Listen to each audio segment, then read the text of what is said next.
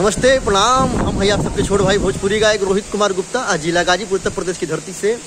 और आज मैं आप देख रहे हैं माता गंगा जी का, माँ गंगा है हमारी।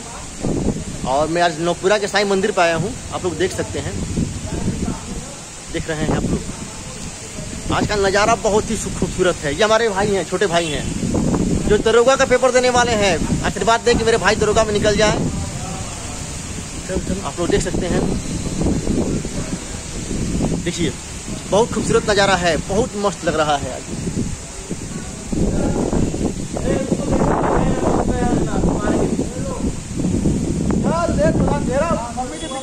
आज बहुत अच्छा लग रहा है पूजा करके।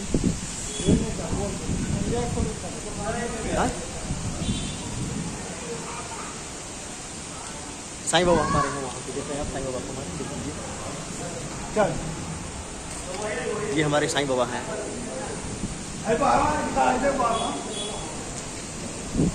आज बाबा का दर्शन हो गया, माँ गंगा का दर्शन हो गया, हमारी मैया का दर्शन हो गया, आप देख सकते हैं।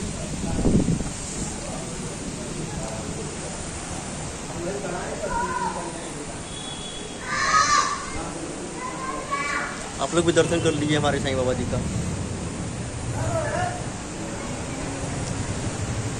बाबा का हमारे पालकी है, यही पालकी बाबा को उठता है हमारे।